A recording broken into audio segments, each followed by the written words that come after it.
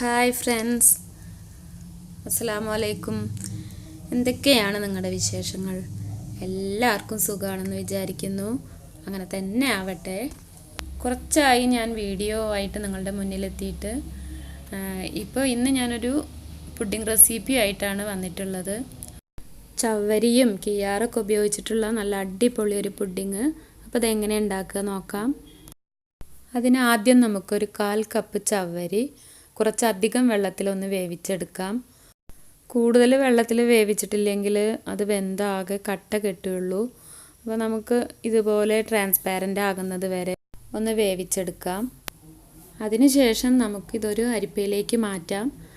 പിന്നെ ടാപ്പ് തുറന്ന് തണുത്ത വെള്ളം അതിൻ്റെ മീതേക്ക് ഒഴിച്ചു കൊടുക്കാം.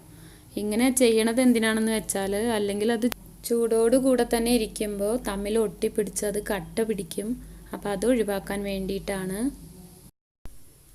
ഇനി ഞാനിതിലേക്ക് 2-3 ടേബിൾ സ്പൂൺ വെള്ളം ഒഴിച്ചു കൊടുത്തിട്ടുണ്ട്. പിന്നെ അല്പം റെഡ് ഫുഡ് കളർ ചേർത്ത് കൊടുക്കുന്നുണ്ട്. നമ്മുടെ ചവ്വരിക്ക് ഒരു ചുവപ്പ് നിറം കിട്ടാനാണ്.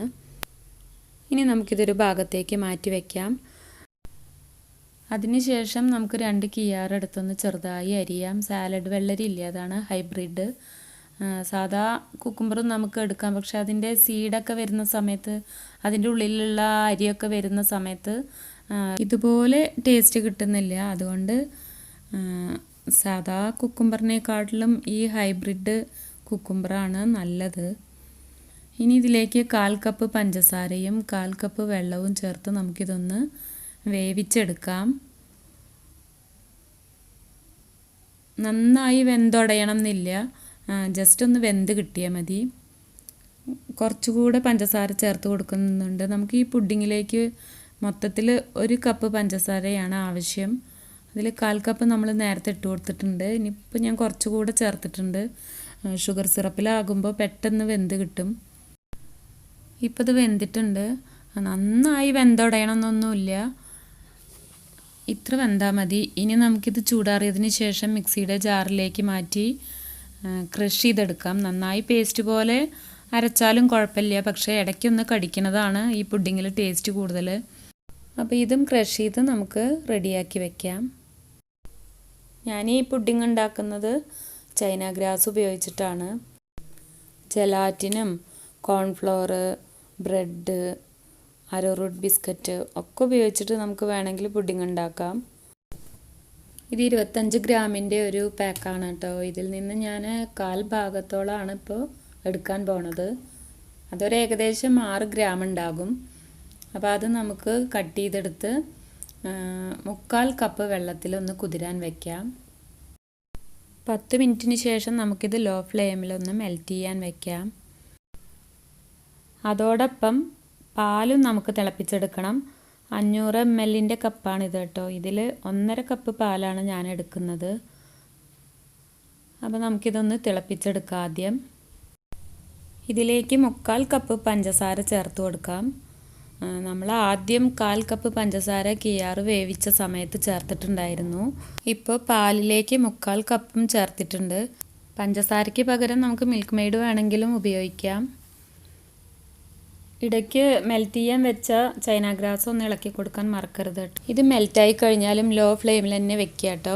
കാരണം പാല് തിളച്ച് കഴിഞ്ഞാൽ ഇത് രണ്ടും കൂടെ മിക്സ് ആക്കുമ്പോൾ സെയിം ടെമ്പറേച്ചറിലാവണം, എന്നാലേ നമ്മുടെ പുഡിങ് പെർഫെക്റ്റ് ആയി കിട്ടുള്ളൂ. ഇനി ഈ പാലിലേക്ക് 3/4 ടീസ്പൂൺ വാനില എസൻസ് ചേർത്ത് കൊടുക്കാം. നന്നായി മിക്സ് ചെയ്ത് കൊടുക്കുക. ഈ പാല് തിളച്ചതിന് ശേഷം ഒരു 10 മിനിറ്റ് ലോ ഫ്ലെയിമിൽ തന്നെ ഇരുന്നോട്ടെ. പാൽ ഇത്തിരി കുറുകി കിട്ടുമ്പോൾ ടേസ്റ്റ് കൂടും കേട്ടോ.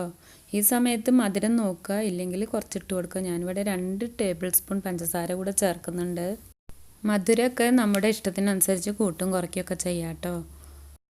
ഇപ്പോൾ പാല് നന്നായി തിളച്ചിട്ട് 10 മിനിറ്റ് കഴിഞ്ഞു. ഇനി നമുക്കിത് സ്റ്റവിൽ നിന്ന് വാങ്ങി വയ്ക്കാം. അതിനുശേഷം മെൽറ്റ് ചെയ്ത് വെച്ചിട്ടുള്ള ചൈന ഗ്രാസ് ഒന്ന് അരിച്ചൊഴിക്കാം പാലിലേക്ക്.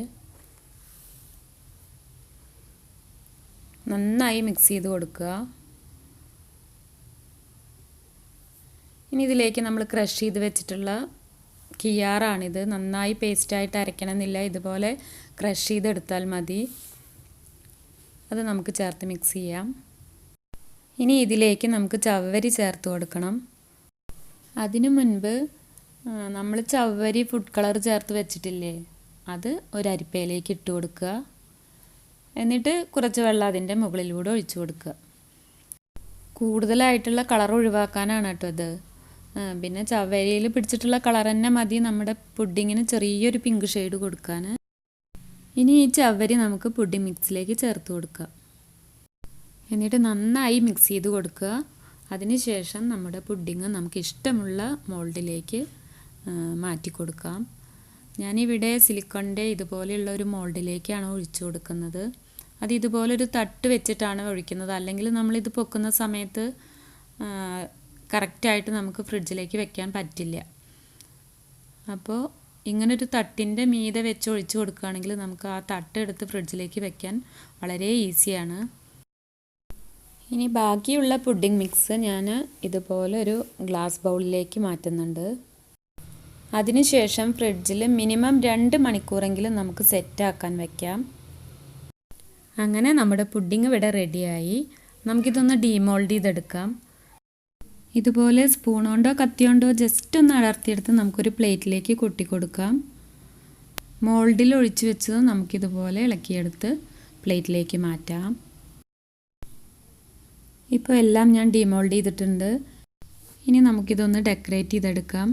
ഞാനിവിടെ അണ്ടിപ്പരിപ്പ് ചെറുതായി നുറുക്കിയതും വൈറ്റ് എള്ളും വെച്ചാണ് ഡെക്കറേറ്റ് ചെയ്യുന്നത്. നമുക്ക് ഏത് വെച്ച് വേണമെങ്കിലും ഡെക്കറേറ്റ് ചെയ്യാം.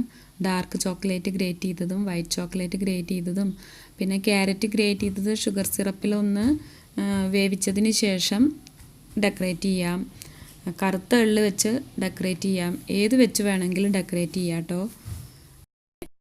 അങ്ങനെ നമ്മുടെ പുഡിങ് ഇവിടെ കഴിക്കാൻ റെഡി ആയിട്ടുണ്ട്. കാണാൻ നല്ല ഭംഗിയുള്ള പുഡിങ് അല്ലേ ഇത്? അതേപോലെ തന്നെയാണ് കഴിക്കാനും നല്ല ടേസ്റ്റുള്ള പുഡിങ്ങാണ്. ഞാൻ പറഞ്ഞ ക്വാണ്ടിറ്റീസിൽ ഇൻഗ്രീഡിയൻസ് എടുത്തു കഴിഞ്ഞാൽ നല്ല സോഫ്റ്റ് ആയിട്ടുള്ള പുഡിങ് തന്നെ കിട്ടും. ഹാർഡായി പോകുന്നില്ല. അപ്പോൾ എല്ലാവരും ട്രൈ ചെയ്ത് നോക്കുക. നല്ല ടേസ്റ്റ് ഉണ്ട് കേട്ടോ. അപ്പോൾ നിങ്ങൾക്ക് ഇഷ്ടപ്പെട്ടാൽ ഫ്രണ്ട്സിനും റിലേറ്റീവ്സിനും ഒക്കെ ഒന്ന് ഷെയർ ചെയ്യുക. ആദ്യമായിട്ടാണ് എൻ്റെ ചാനൽ കാണുന്നതെങ്കിൽ എല്ലാവരും സബ്സ്ക്രൈബ് ചെയ്യാൻ മറക്കരുത്. അപ്പോൾ നെക്സ്റ്റ് ഒരു വീഡിയോയിൽ കാണും വരെ ബൈ. Thank you.